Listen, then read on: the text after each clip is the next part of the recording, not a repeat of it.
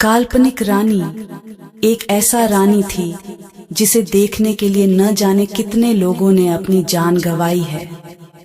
एक समय की बात है, किसी राज्य में एक राजकुमारी रहती थी जिसका नाम चित्रा थी। उसकी सुंदरता की चर्चा कई राज्य और दूर दूर गांवों में होती थी। माता पिता के मृत्यु के बाद राजकुमारी चित्रा ही उस राज्य को संभाल रही थी। राजमहल में रहने वाली राजकुमारी चित्रा को आज तक किसी ने भी नहीं देखा था। ये काल्पनिक है या सच, इसे जानने के लिए आइए चलते हैं उस राजमहल में। एक राज्य की राजकुमारी चित्रा की सुंदरता के चर्चे कई राज्य दूर गांव में थे। चित्रा की सुंदरता की सब कल्पना मात्र करते थे, क्योंकि आज तक उस रानी को किसी ने देखा ही नहीं था। रानी के पिता नहीं रहे, न ही उनकी माताजी है। पिता की मृत्यु के बाद वो ही अपने राज्य को संभाल रही थी। वो रोज एक सभा लगाती थी और उस सभा में सिर्फ उसे देखने के लिए दूर दराज के गांव से कई लोग आते थे। कई राजकुमार और राजा भी चित्रा को देखने आते थे। रानी की सभा रोज एक खुले मैदान में लगती थी। राजा और राजकुमार न सिर्फ उसे देखने आते थे, बल्कि उसके लिए कई राजा में युद्ध भी हो गया। भरी सभा में रानी एक बड़े पर्दे के पीछे बैठी रहती थी। कभी कभी जब सभा को संबोधित करने के लिए बोलती थी, तब उसकी आवाज पर ही ना जाने कितने श्रोता मोहित हो जाते। रानी बहुत चतुर थी। अपने राज्य पर आक्रमण ना हो जाए और कोई उसे पाने के लिए सभा में ही उसे उठा ना ले जाए, इसलिए रानी ने पहली ही सभा में ये घोषणा करवा दी थी कि वो अपने शयन कक्ष में ही बिना पर्दे के रहती है। उसके शयन कक्ष में अगर कोई अकेला आकर रानी को देख लेगा तो वो रानी उसी से विवाह कर लेंगी। अगर ऐसा ना करके वो सेना लेकर हमें जितने आया तो समझा जाएगा कि वो काय है। रानी की चतुराई के कारण कोई भी उसके राज्य पर हमला नहीं करता था। रानी का शयन कक्ष किसी मधुमक्खी के छत्ते से कम नहीं था। कोई भी रानी तक अभी तक पहुंच ही नहीं पाया था। हर रात कई राजकुमार और साधारण व्यक्ति कोशिश किया करते थे, लेकिन अगले दिन उनकी देह में प्राण नहीं बचते थे। कोई भी रानी के शयन कक्ष तक जाने वाले चक्रव्यूह को भेद नहीं पाया था, और महल में रानी का कक्ष कहाँ है किसी को आज तक पता भी नहीं चला था। रानी के सैकड़ों पहरेदारों की नजर से कोई भी नहीं बच पाया था। बस रानी की सुंदरता सबकी कल्पना में ही थी। रानी के लिए ना जाने कितनों ने अपने प्राण गंवा दिए, लेकिन कोई भी रानी की सुंदरता को देख नहीं पाया। उसी राज्य में एक युवक था जिसका नाम था सरस। युवक बड़ा ही साधारण था, लेकिन बुद्धिमान था। उसे इस तरह एक स्त्री के लिए लोगों का मरना बड़ा दुखी करता था।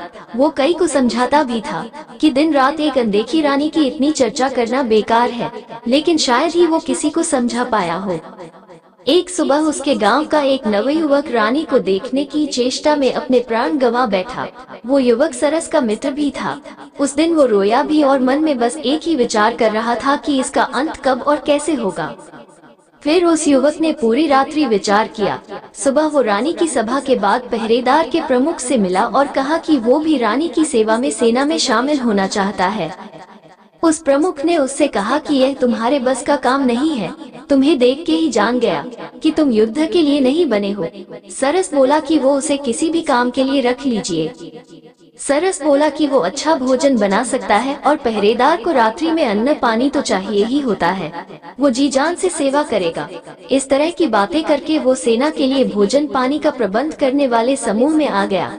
करीब 6 माह तक वो मन लगाकर सेवा करता रहा। इस दौरान रानी को देखने की चाह लिए युवक भी आते रहे और अपने प्राण गंवाते रहे। फिर एक रात्रि लगभग 2 बजे उसने रसोई घर में खीर बनाई और सभी पहरेदारों को खीर वितरित की। कई ने मना किया कि उन्हें सचेत रहना, लेकिन उसने कहा कि आज कोई नहीं आने वाला है, क्योंकि रात चांदनी है और कोई मूर्ख ही आ जाएगा। सभी पहरेदार को उसने खीर खिला दी। खीर खाने के कुछ समय बाद सभी मूर्छित हो गिर पड़े। सरस ने खीर में बेहोशी की दवा मिला दी थी।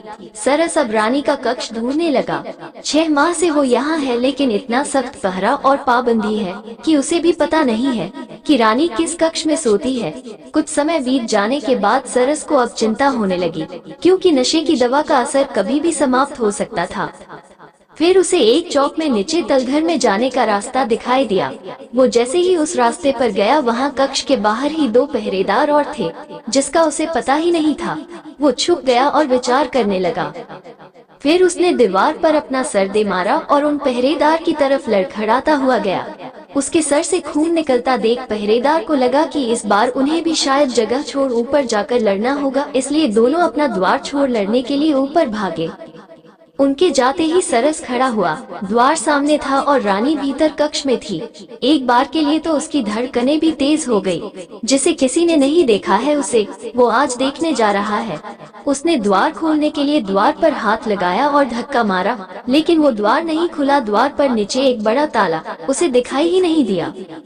उसने सोचा कि अब उसकी जान गई, क्योंकि कुछ समय में पहरेदार होश में आ जाएंगे और वो पकड़ा जाएगा।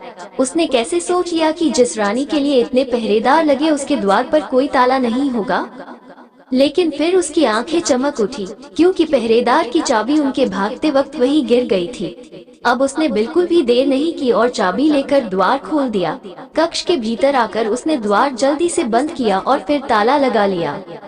अब उसने पहले एक गहरी सांस ली, फिर आंखें खोली तो उसे दिखाई दिया एक आलीशान कक्ष। सुगंधित पुष्प भांति वो कक्ष सुगंध दे रहा था, लेकिन कक्ष में प्रकाश कम था। वो रानी के बिस्तर के पास गया। उसके कदमों की सरसराहट से रानी की नींद खुल गई और वो घबराकर उठकर बैठ गई। रानी के कक्ष में पहली बार कोई आया था। रानी ने पहले अपने चेहरे पर पर्दा किया, फिर लड़खड़ाते शब्दों से पूछा, कौन है? सरस बोला, अभी तक तो साधारण हूँ, लेकिन आपका मुख देखने के बाद हो सकता है कि साधारण ना रहूं। रानी घबरा कर खड़ी हो गई। सरस बोला कि अब ये पर्दा क्यों? अब तो मैं इस शयन कक्ष तक आ गया। अब तो मुझे वो चेहरा दिखा दीजिए जिसने ना जाने कितनों की जान ले ली। अब तो प्रकाश में आ जाइए। रानी ने अपना पर्दा हटाया और प्रकाश में आई। युवक सरस ने देखा और चौंक गया, क्योंकि लोगों के द्वारा रानी की जिस तरह की कल्पना की जा रही थी, रानी उसके बिल्कुल विपरीत थी। रानी का रंग साफ नहीं था और न ही चेहरे पर आभा थी।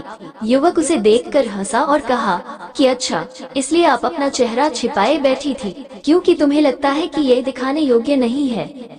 रानी अब सर नीचे कर चुपचाप युवक की बात सुन रही है। फिर रानी कहती है, स्त्री सुंदर ना हो तो कौन विवाह करता है? क्या तुम अब मुझे देखने के बाद मुझसे विवाह करोगे? तुम पुरुष किस तरह की स्त्री चाहते हो मुझे पता है। जरा सोचो, एक अकेली स्त्री, वो भी अगर सुंदर ना हो, तो कैसे और कब तक अपने राज्य को बचा पाती? यह मेरी चतुराई है कि मैं अभी तक रानी हूँ, किसी के अधीन नहीं हूँ। सरस बोला, तुम्हारी चतुराई ने ना जाने कितने प्राण लिए, तुम्हें पता है? रानी बोली, प्राण मैंने नहीं, उनकी सुंदर स्त्री की चाह ने लिए। तुम बताओ, अगर तुम पहले ही जानते कि मैं सुंदर नहीं हूँ, तो क्या अपने प्राण की बाजी लगाकर यहाँ तक आते? तुम मुझसे विवाह करो, अपनी पत्नी की सुंदरता का भ्रम इसी तरह लोगों में बनाए रखो। तुम्हारा भी मान बढ़ेगा कि जिसे कोई नहीं पा सका उसे तुमने पा लिया। सरस कुछ सोचने लगा। उसे सोचता देख रानी ने कहा कि तुम यहाँ से जीवित नहीं जा सकते, तुम्हें वही करना होगा जो मैं कह रही हूँ। सरस मुस्कुराते हुए बोला, हाँ, मैं तुमसे विवाह जरूर करूंगा। रानी उसकी बात सुनकर खुश हुई, लेकिन उसकी खुशी ज्यादा देर की नहीं रही। सरस ने एक कपड़ा निकाला और रानी के मुंह पर रख दिया। रानी बेहोश हो गई। सरस रानी को उठाकर महल के गुप्त द्वार से होता हुआ पास ही के अपने घर ले गया और वहां ले जाकर उसे बांध दिया। सरस जल्दी से फिर अपने घर से राजमहल में आया। कुछ पहरेदारों को होश आ गया था। वो भी उनसे बचता हुआ लड़खड़ाता हुआ उनके पास गया। उसने ऐसा दिखाया कि यह एक बहुत बड़ी योजना थी। खीर में किसी ने कुछ मिला दिया था, जिससे हम सभी बेसुध होकर गिर पड़े। राजमहल के मंत्री गण रानी के कक्ष में पहुँचे। रानी वहाँ नहीं थी। रानी को कोई ले गया था। उन्होंने सुबह राज्य में घोषणा करवा दी कि रानी को जो भी ले गया है, हम उसे अपना राजा मानते हैं। रानी को लेकर वापस महल में आ जाए। सरस अब राजमहल से जब अपने घर वापस गया तो उसमें रानी को खोला और उसे भोजन दिया। रानी ने कहा कि तुम अब जीवित नहीं रहोगे, तुमने मुझे यहाँ बंधक बनाया है। सरस ने कहा कि अब तुम मेरी पत्नी हो, तुम्हें यही रहना होगा मेरे साथ, तुम्हारा यही प्रायश्चित है। रानी बोली कि वो अभी यहाँ से जा रही। सरस ने बोला, जाओ, लेकिन जल्दी वापस आना। रानी वहाँ से भागते हुए अपने महल की ओर गई। महल पर पहुँची तो द्वार पर ही सिपाहियों ने उसे रोक दिया। रानी बोली, मैं रानी हूँ, इस महल की तुम्हारी महारानी। सिपाही उसे देख हंसने लगे, बोले, जा यहाँ से, अपनी शक्ल देखी है।